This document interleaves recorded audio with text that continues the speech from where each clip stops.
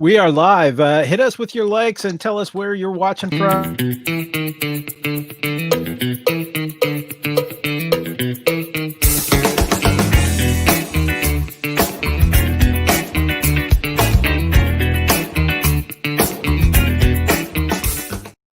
Hey, I'm Paul Ash. This is They Talk Funny, and my special guest, somebody I'm really happy to be talking to again because she moved away. I did. It is it's Joe, the mob boss Joe of Mob Press, and I'm so happy to have you here. You're currently based out of Toronto at this point in time, and Yes, I am. you are the very first non like I can't call you a civilian, but you're the first non-comedian guest I've had on They Talk Funny, because generally we're talking about comedy and comedy writing, but you do sort of a comedy writing. You started out as doing press for comedy shows and such, and you built that up into a little media empire, the Mob Press. I Uh, did. yeah, you have what cities do you have representation in right now? So, what's up, Paul? Thank you so much What's for up? Hi, having me Joe. on. How you doing? Yes, it's been a long time. It's been a long time. You forgot I'm a motor mouth. Forget, yeah, no, it's all good. Well, when we met, I was just starting out, and it wasn't even what I had in plan, really. I was just going out and covering comedy shows, and actually, it was a reason to leave my house because things were shitty back then. And started covering shows. I Googled Montreal comedy. You popped up. So I reached out to you, and pretty much the rest is history from there. So from Montreal, I made Mobtreal, and now we have Mob Toronto, Mob Calgary, Mob Angeles, Mob York City, and I'm working on Mob France right now too. Nice. Mob Yeah. France. So you Yes. are, you're going intercontinental. I mean, you're already Yes. international, but now intercontinental with this. Now, what for somebody who's just learning, and we want to say Peter Papini has just dropped in to say you're the best. I love you, Joe. Peter, boy, it's my boy Peter, man. We go back like 10 years. He's from Montreal too. He Oh, was sad awesome. when I left too, but you know. We were look, I realized that it was good for you to leave, and I like personally I respect that, and what you've done and accomplished, like even before you left, and how it's grown has been amazing. And so for those who don't know what Mob Press is, what does Mob Press do? So the Mobs Press is a marketing and promotions company catered specifically towards artists. So when I was doing all this blogging and reviewing and interviewing comics, I realized that what they lack is really in their digital area. So websites and, That's a polite way of saying it. social media and those things. And that's just to say because you're busy being the artist, right? So it's hard to have that business frame and then switch back to artist. So from that, I realized there's, room for me to do something there. And that's where I decided to put all my entities under the Mobs Press. So basically everything under there where we create our own media with the goal to basically reach out to as many artists and then see how we can further help them with their online and digital marketing. And that has grown. You've got like numerous people that you work with, but one of the things that got us back to talking was the fact that your work with the Canadian Association of Stand-Up Comics, or CASC. Yes. And yeah, you introduced me to this medium that's all around us right now, StreamYard, which StreamYard. Oh, just during lockdown, this StreamYard became the thing for me and a lot of other comics, just making it so easy to reach audience. Mm-hmm. And you use that for the town hall meeting for the Canadian Association of Stand-Up Comics. Yep. What's your? I know you don't speak for CASC, but what's your thoughts on CASC and what they've accomplished so far? Well, everything that I've done basically led up to me getting to CASC and helping them with I helped CASC with their website and their digital stuff. So, communications and those things. So And I only got there because I was working with Sandra Battellini. And the things that I've discovered out in the past 3 years since working with CASC, like I've never been a very political person, but as you grow older and you want things to change, it's the route to go. And working in that system, seeing how the government works, seeing just how unfairly comedians are treated compared to the rest of the different types of artists, it was apparent to me what my goal was here when I started comedy, which was to fight for comedians, give them better platforms and better mediums to perform, but not just perform, to get respect and monetization, which they're not getting right now. And the government, it's slow, but once you understand the process and how to roll with the process, then you can not beat the process, but you can beat them or achieve your goals, basically, right? So Yeah. I think where CASC is at right now, in the past 3 years, what we've done, even the government has said when we've gone down there to Ottawa, that the work we've done in the little time that we've had is amazing. What we've been able to achieve, like the government knows CASC as an entity and what it is and who we are.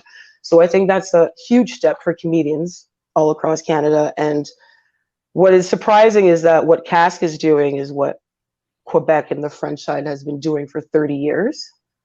And CASC, the English side of comedy in Canada, has been just not together. So this is finally bringing them together. Still has a lot, still doing our work every day.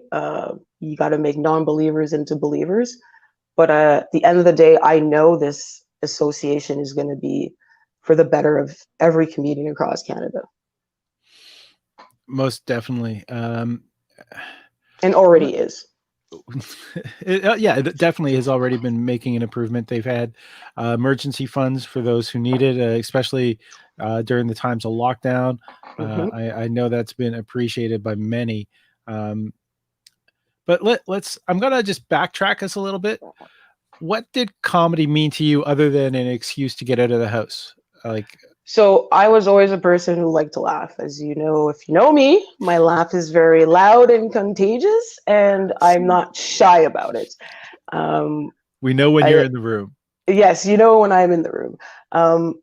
Laughter and comedy was also a way for me to, I guess, cope with racism and stuff that I grew up with. So instead of being angry, I just laughed. I just laughed. So sometimes I might laugh too much, but I've always loved comedy. I've always loved to laugh. And before I even started going out comedy, my blog was just about funny, stupid things that would happen to me every day, like stupid stories or silly things that my mom would say. So I think laughter is obviously the best medicine, but I think comedy is something that unites everybody everywhere around the whole world. Everybody does laugh. Yep. Now, Red Fedora comedy brand. What can you feed me or tell me a bit about this branding? So because of my work with CASC and realizing that comedians need a true entity that not just helps them, but it works for them and respects them. So decided to start doing some comedy shows before COVID started, and then COVID happened, so I had to put that on the shelf. But everything for a reason. So Red Fedora comedy is basically, you want to say, the funny arm or the funny bone of the Mob's Press. So anything comedy related that we want to do production wise, whether it be digital, live, or what you would call in person, it would go through Red Fedora Comedy. And my goal is eventually one day to open a comedy club, Red Fedora Comedy Club, and really give comedians the experience that they deserve as an artist. Audience too, but I'm really for the comedians because they've just been treated, the stories that I've heard and the way like comedians don't get paid or they're just not respected is just not right. And I feel when people go watch comedy, they're going to watch the show. They're not going to drink. They're not going there to drink or anything. And the fact that so many comedians are always gypped out or whatnot just angers me. So, and being personally, if you want to say, nicked by one of these people in the industry, I put it upon myself to my mission is to basically open up comedy clubs across Canada and give them an experience that not only the comedians will enjoy, but the audience will enjoy too. Now, your main website for anyone, oh, by the way, we've got a few people watching you. Anyone watching, you want to add in a comment or three, or have a question directed to Joe, you can do that by just typing in the chat comments. We have people watching us on Facebook, YouTube, and Twitch. So we're all out there, and I'm just going to put up now Red Fedora Comedy. They can access that from the Mob Press. The Mob Press or redfedoracomedy.com. Oh, redfedoracomedy.com. I'll try to get that link up as well. No worries. So it's the Red Fedora? Oh, Red Fedora Comedy. Just Red Fedora Comedy. Yeah. All right. Now, I mean, obviously your reach being international at this point with like Mob LA and Mob York, you're seeing comics from all over, but who are some of your favorite Canadian comics? So one of my favorite ones, because he is one of the first comics to embrace and love what I was doing, is Pete Zedlacker. He my top liver? I was just re-listening to one of his sets the other day, and I just like Pete Zedlacker always has a special place in my heart. The obvious Jim Carrey, but I love a Dave Merhesh, Ali Hassan. Did you see Jim Carrey on SNL? I did. He did a really good Biden impersonation, I find. Yeah, I thought that was pretty. Shut up, man. Just the pause. Yeah. Doesn't that feel good? But yeah, Dave Merhesh, Deanne Smith, Ali Hassan, and more close and personal to me are, Sandra Bailey's, Keisha Brownies. There's a lot of great, amazing talent in Canada that are just they're just not visible, not because of their own fault, just because of the platforms. There's not many platforms for you to do things in comedy in Canada. There's clubs. You may or may not get a show, but that's not guaranteed. So there's no real radio shows. There's no real like panel shows. There's no steps to get to success, right? There are some panel shows which have been appearing thanks to COVID. Yes. Well, we did one with Sandra, Soft Left, which is a political comedy show, which we use StreamYard as well. But yeah, I think panel shows, I've always loved panel shows. I think they're great. And they're an easy format, and they can work socially distanced. And yes, the Canadian broadcasters are not jumping on. I know that with CASC has been making the motions and the inroads with Canadian politicians. What do you think it will take to get the inroads with Canadian broadcasters? Well, they kind of go not hand in hand, but they kind of talk to each other, where broadcasters are trying to lower their CanCon, what they're supposed to make for Canadian content. They rather buy it from the States than get it from Canada because it's cheaper. So it's like, how do you compete with something like that unless the government intervenes and force those broadcasters to do their mandate, which is to create Canadian content, and not just one channel created and everybody license it and say, oh, look, we've all created Canadian content, when it's just one show, right? So, which is what they do a lot. And yeah, there's tons of great Canadian shows and great Canadian talent out there, which I don't understand why we just don't invest in ourselves. There has been, I guess because it's COVID time has kind of slowed it down, but Netflix has opened a studio in the Greater Toronto area. And there is a hope that they would be producing stuff. I mean, there is a lot of mobile production, but not so much comedy production that's happening in Canada at this time. And for me as a comedian, most of my money comes in from acting and stuff. And that was even pre-COVID. But do you think this new online recognition and access for Canadian performers is going to change once COVID kind of gets under control again? I mean, we are talking second wave in a lot of places. I would think it'd be stupid for it to change. If when things go back to the new regular, and all these platforms and all these initiatives that they've done in order to like make things live, make things more accessible online, I don't see why you would take that away.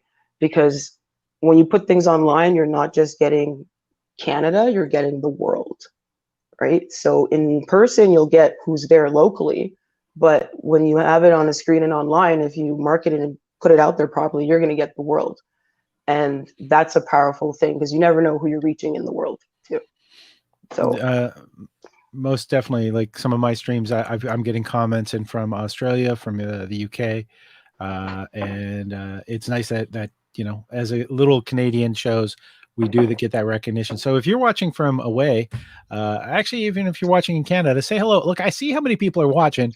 None of you are fucking commenting, so you better bloody comment. You've got, like, Joe is here. Like, if you're watching this on the repeat, I'm sorry to be in your face about this, but I can see that you're watching fucking live, and I'm not watching my goddamn language. And there's the laughter I've been trying to get. You've been so fucking serious this entire thing. Jeez. Bro, did I have to get Angry Muppet to pull this out of you? He broke the seal. He broke the seal. Damn, that was hard to do. Usually you're easier to get laughing. I know I've been asking serious questions. I have to get the serious out there. All right, we're good. Bryson from what up, Twitch Bryson? Hi. Hi back at you, Bryson.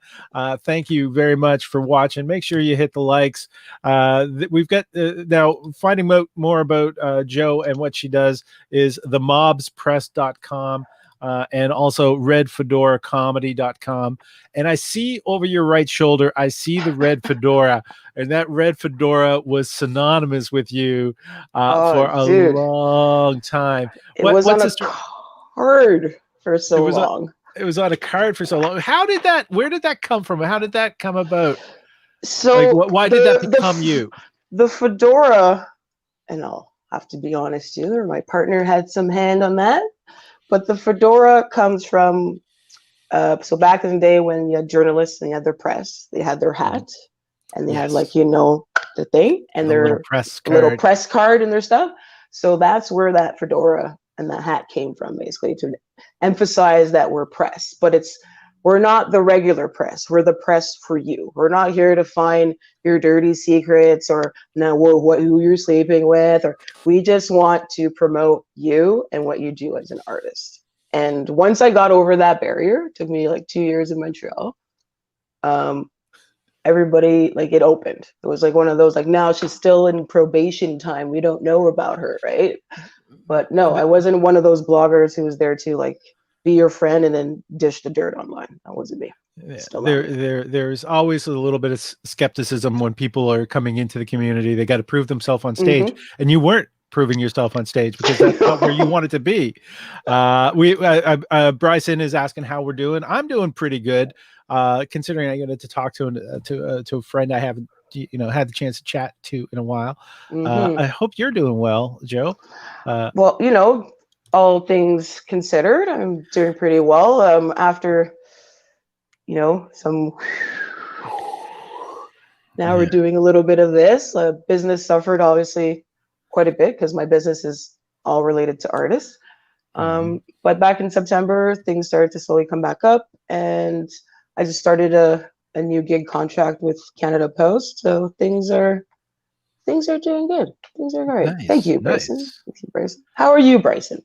How are you? Yeah, let us know how you're doing. But okay, now, all right, I'm gonna sort of toot a little bit of my own horn here, because I gave you some advice very early in. Still remember. You still remember? I still remember. And you were a little reticent about some of it, and you didn't take it fully. But what was that advice when you were talking about writing about comedy shows? So it came down to reviewing, and it was and it was a very good critique and comment. It was like, just not everybody could be great on a show, right? And not to say that not everybody didn't perform well, but you can't say that everybody was, equal, trying to like placate everybody. So I changed my format after that too. And even now, when I onboard new mobsters, as I call them, I tell them we always mention the lineup, but I always say, like, pick two comics or two or three artists that really stood out to you and explain why they stood out to you above the other ones. I was never down for bashing. I've probably went to there's maybe 2 shows, maybe I won't even, that I just didn't write about, because there was nothing it would be just bullshit what I was writing, and I'm not about writing bullshit. If you would come and ask me, I will tell you straight to your face. I won't lie to you to your face. But when it comes to like writing online, I'm not there to say like, oh, this guy's set was blah, blah, blah, because first of all, I don't do what you do. So I can't say that what you're doing is wrong or it's bad. All I can say is, from my perspective as an audience and a comedy fan, this is why I liked it. Mm-hmm. So yes, it was great advice, Paul. I still remember it to this day. And yeah, you were going to a lot of open mics. Yes, and that too. And that was the thing too. It was open mics where I was new. I didn't know. But it's true. Open mics are, they're open mics. Like, you're trying shit out. You don't know if it works or not. So it's not the place to do reviews. And we don't review open mics anymore. Yeah, even Dave Chappelle can have a bad night, material.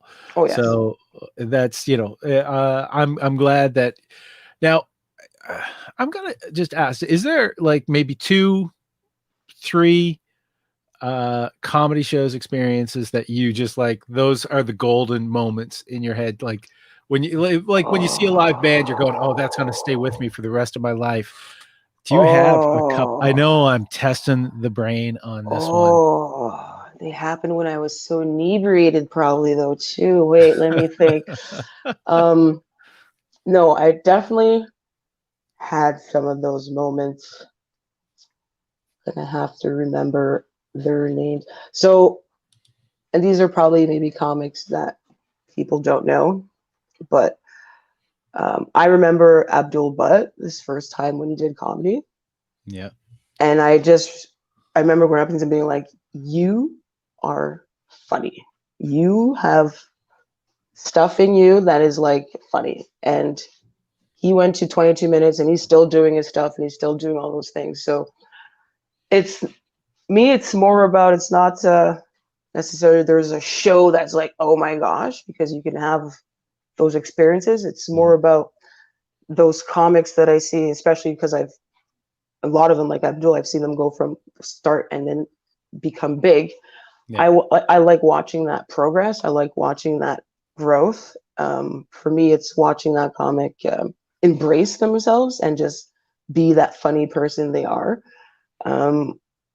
Another person like that is Rodney Ramsey. I think Rodney Ramsey is so underestimated as a comic. He's a hilarious person.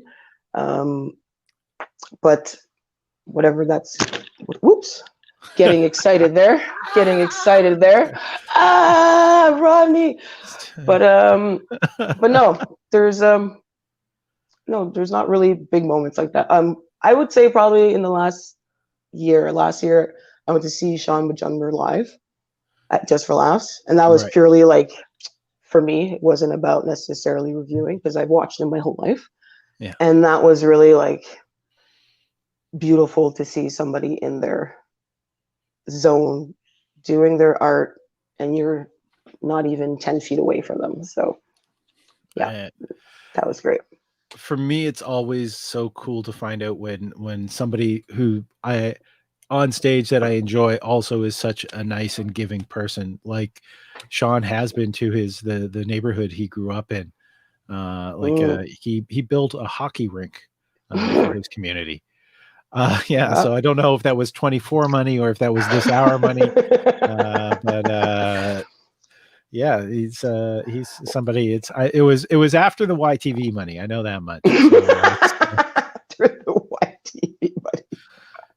So that's when we're talking about Canadian entertainment paychecks. It's that's where our laugh lines are. That says a lot about Canadian comedy and the industry, which you are helping because you're your technical expertise has helped make CASC appear so slick Mhm. and professional, Mhm. and using the online formats to bring people together so they can communicate has been brilliant. And you're the Mobs Press is also in charge of their website as well, right? So Yeah. The yeah, this website, is their emails, we do their social media. I have help from Damian Nelson, who helps with our PR and communications. But like from the beginning, that was really what made it, like you said. I appreciate that comment. Thank you. What it's the thing that I try to tell, my friends and artists and new clients is if you look good on the internet, like half Mhm. of your job is done. Like, and Yeah, the rest of it is just you. And if you know you're the bomb, then it's a done deal. But it's getting over that, like, well, I am on the internet. I have Instagram, I have Facebook, I'm like, yes, but that's everywhere. You got to yeah. track people in your website. And that's what a website is. That's why it's called a web A web. site. Ah, just mind You poof. just Just blew my mind. blew the Blew mind. it. I forgive me for the fact that this is I've not had my hair cut since February. You Uh, had my hair when I met you, actually. a Probably little even longer, a bigger, little, way yeah, longer. But yeah. yeah. And it's age has not been kind to me. To you, it's been a fucking salve. Just you're happy, you're beautiful, you've been doing what you love, and that shows. Well, So it's hard though. It's one of those things where you got to ignore outside counsel detractors. sometimes. Yeah. I knew my problem was never finding a job. I know I can find a job. I know I'm a very competent person, but Mhm. I was always adamant about not working a job that I'm not happy with. If that means I gotta, like, tighten the belt for whatever months, I will do that in order for my happiness, because my happiness is more important than money. Always has been, which is why I'm not rich, but it's Yeah. getting there. I'm getting there. It's for me, because I've not had a day job since August 2016. Mm. So I've been Hmm. surviving solely on my art doing it. And but the words of Kenny Robinson kind of stuck with me. Kenny Robinson. He's a Kenny Robinson. G. He's a But yeah, G. just what's your thoughts on Kenny? Because you're in Toronto, so you can see Kenny. Kenny Robinson is like, again, super underestimated. One of those great, like, comedy legend. Comedy legend is Kenny Robinson. Like, and the fact that all of Canada doesn't know who Kenny Robinson is why I'm going to work as hard as I can to make sure that the next Kenny Robinson is not known, is Yeah. not known, basically. Even with the thick and thin comedy specials, his various specials that he's been as an actor, all of the productions he's been Hmm. in, he's been massive. He's been massive in developing talent, like Yeah, in Toronto. he's been teaching students, I believe, in high school and stuff like that, doing Right. comedy workshops and stuff. And I was referring mainly to the Nubian Disciples of Prior and the fact Oh. that he mentors so many young comics coming up with a once a month show that he does at Hmm. the Yuck Yucks Club downtown in Toronto.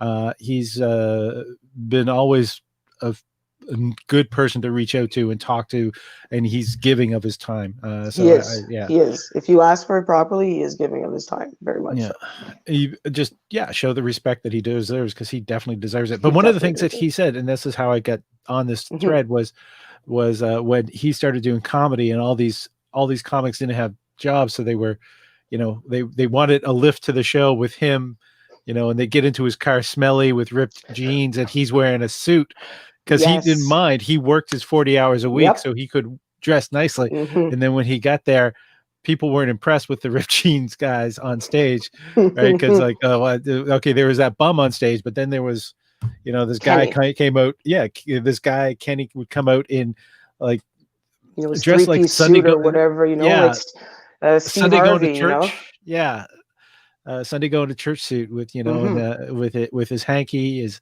hat on occasion, and he looked sharp. and Mm-hmm. having the day job to help start the career is it's not a bad thing. So, but I mean, there's a certain point when you get old, like I am, uh, just doing what you love, as long as you can survive on just doing that, then that's fine. Yes.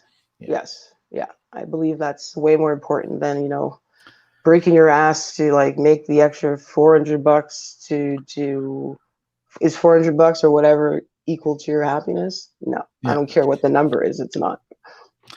$400. You can tell you grew up in Montreal. Right? Yeah.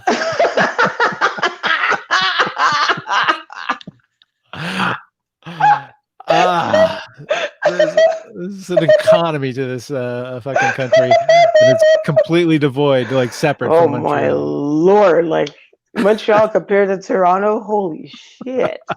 Holy shit. Like, Yeah, damn. seeing the rents in Toronto was probably you never realized how wide your eyes could go. I am definitely retiring in Montreal. I can tell you that. Yeah. It is changing here though, which is the sad thing, as the economy's getting better. But Mm.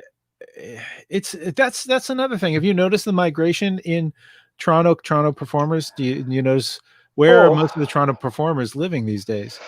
when I moved to Toronto, I think it was end of 2014. It was like an exodus of Montreal to Toronto. Like Yeah. so many comics just like because Montreal was having all that construction and they were just shitting the bed on everything. And for me, it was very much I could not rise any higher in that city Mm-hmm. because of I didn't necessarily have a degree, although I had all the experience in the world, and I was just fed up of the racist bullshit too. So I was like, it's time to get out. But now there's comics here. I know my buddy Morgan. He's down by the Danforth. I believe Faisal's down there. They're in the West End. A little scattered all over the place. And that's another thing about Toronto. Coming from Montreal, that is nice and small and cute, and you can get around. Toronto is huge. It's a sprawl. Huge. It's like, yeah, it's sprawled out so everywhere. So, you got comedy in the East and you got comedy in the West, and that's like almost an hour and a half apart too, depending Mm-hmm. on where it is. But there's comedy before COVID, obviously. There was comedy every night and there's comedy everywhere. So as a comic, you can always be working, you can always be doing something, which is what the attraction was.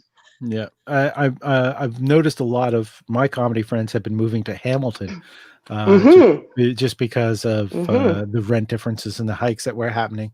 Mm-hmm. Um, I've been yeah, hearing so a few of that too, or Hamilton slowly just growing up. Gavin Stevens is up there, another good yeah, comic. And it's Manolo's like you never left there. well, dominate where you can dominate. But it's like Hamilton is like, yeah, one of those places that's slowly coming back because, like you said, the prices on houses and everything is just slowly coming back, getting It's prettier again. yeah, for Montreal, like the Plateau was the artist place for a long time, and when the rents started going up in the Plateau, everyone went to St. Henry. Now the rents were going That's up what in I'm St. saying. Henry, and Yeah. they're going to Verdun, and Mm-hmm. it's And now like Verdun is going up. yeah. So I don't know where people are going to go next, but you've got Toronto. Like when the rents started going up, people went to Hamilton. So Hamilton is the Verdun of the. Hamilton is the Verdun. Ah, that is so good, actually. That is so good. That's hilarious. That's quite adequate, actually. Southwestern Ontario. Is it Southwest? That's the.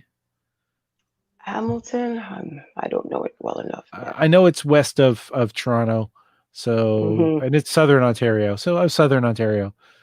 Mm. But yeah, what is the current COVID situation in Toronto? So the last time I checked, I believe they were shutting down bars and restaurants, like indoor dining, so they can only do Mhm. takeout. I think they were shutting down gyms again and fitness places. Um, I'm not sure. I think sports as well, but schools are still going. Like, unlike, I don't understand why Quebec didn't mandate masks in school. but They here did as of now they did. yeah. Yeah, but I know here they've always been mandated. So it looks like we're slowly going to go back to another kind of shutdown because the numbers just keep going up, and kids going to school is just duh, like they're kids. And like Yeah. my boyfriend, his kids are in school, and like they're like, yeah, we wear them in class, but when we're outside, we only have to wear them when we get close to somebody. I'm like, when are you not close when you're playing with somebody in recess? Yeah, yeah, but yeah. they always, but then they have it off. So when they're like, so it's just one of those. It's gonna be a tough next 12 months, at least. I think by the end of October, we're really going to be able to gauge just how bad or how good we are at. But I think the hardest part is just like you can't look in you don't know what the future is. Like when Chris Rock said on SNL, it's like you used to make plans. Like you can't make plans anymore, right? Like you can't plan forward, you can't see the future. And I think that's what is really fucking with people during this, which as it should, really. Yeah. Early on in the UK when they opened up, there was a cop, and I forgive me for quoting a cop, but his response to the fact that when they reopened bars in London was, drunk people can't socially distance. But it's true. It is true. Have you ever had a like it's I love so, you, you little fucker. I love you. Just after like 2 drinks, you're like, this best because I can't breathe, because you're like, now you're intoxicated, and now you just want air. And, and it's like it's one of those obvious things to me where I understand, like, how badly I want to go to a bar and just sit down and forget things. But going to a bar in this state where we are now, there's plexiglass and there's plastic things and there's distance everywhere. Like, I'm not forgetting anything. Like, my waiter has a mask, and like it's still going on. Like it's not like the bar and restaurant is supposed to be like a chill, relax, let go place. And right now, that's, to me at least, that's not what it is. So yeah, when you get the welder coming over and asking what's your order. Oh, in Toronto, the strip club owners started getting mad because they thought they were being wrongfully accused and being shut down because obviously people got infected. And then they were like, oh, this is not fair for us. We are a business too. No. I'm like, you guys were dirty before the pandemic. Come on, man. So yeah, I always heard the Brass Rail had a great buffet. I don't care what gentleman club it says in front. Like, you're not a gentleman anymore. Like, dude. All right.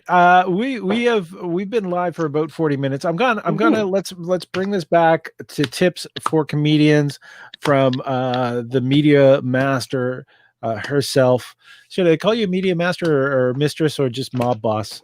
Mob boss Joe. That's me. What are 3 tips that you would give to anyone in comedy to improve their social media presence?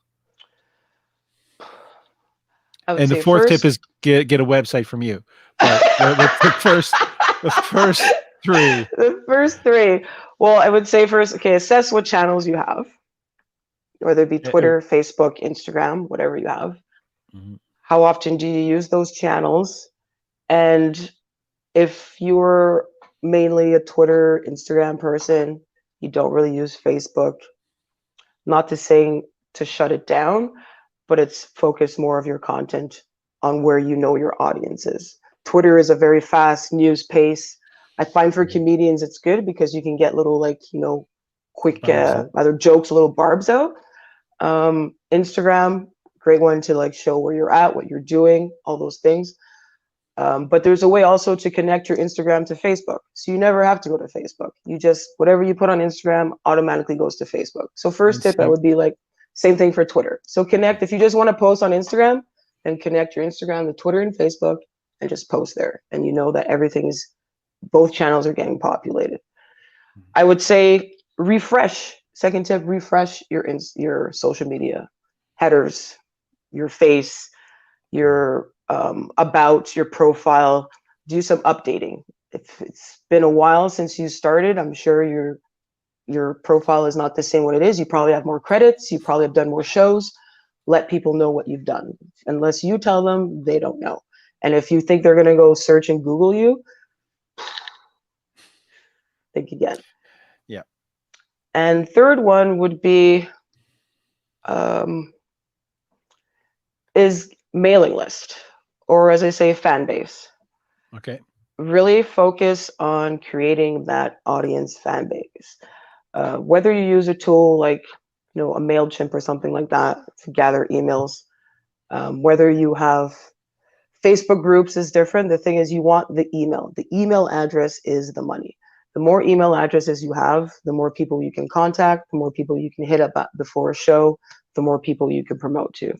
So building your fan base, your mailing list, I believe is one of the key things you should do when you start, because then when you book a show, I got X amount of people I can hit up and X amount of people are going to show up.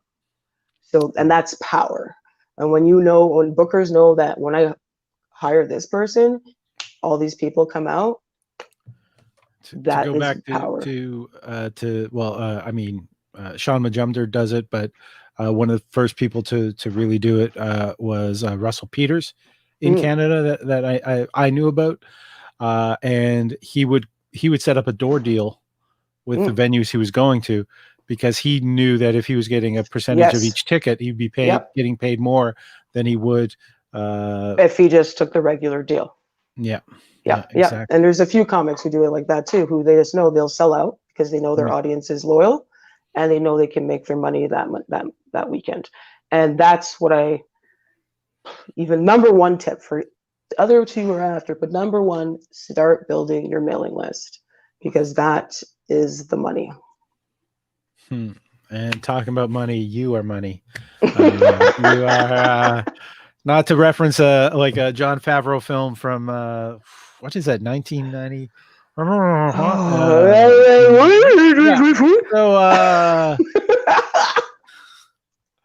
what's this guy?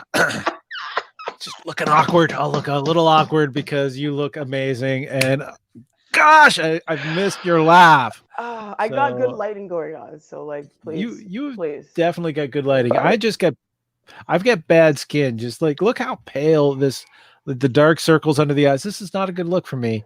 But I am. Come on. You got the poly like white swipes going on, man. Like that shit's hot, man. I want look. I would love to have aged into being a silver fox, but I'm more like a copper chupacabra. It's not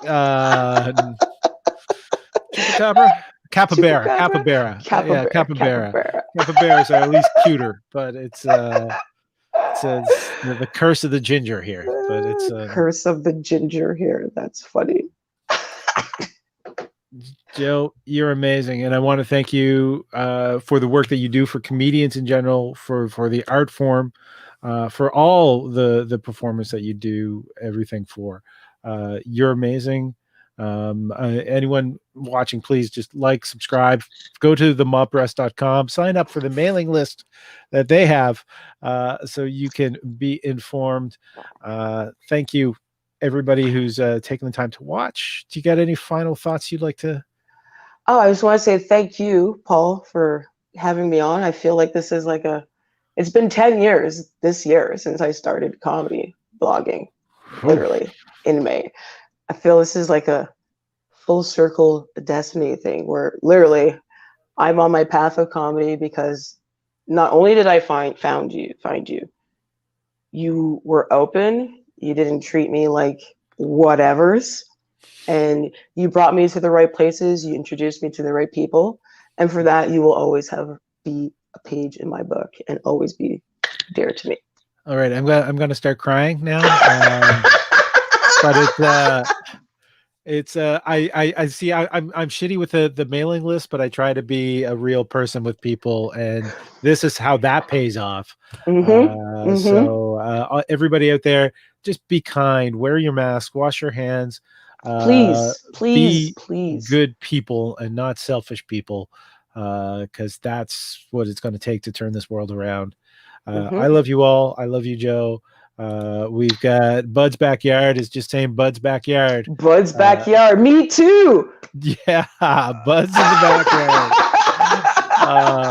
Oh, just I'm so glad that British Columbia hasn't caught on fire. Like just if everything could you imagine the smoke that would hit this country? Holy crap, we'd run out of ketchup. We'd be like, yeah, it's burning in what? It's chill. No, but yes, we're happy it's not burning because yes. But thank you, Paul. Thank you, people, for watching. Thank you, everybody, for supporting the show. And yes, support comedy, support Canadian comedians. I can't enforce the word Canadian comedians anymore. Do your research, support your artists, and we're going to be here to support you. Because who got you through this pandemic? Artists.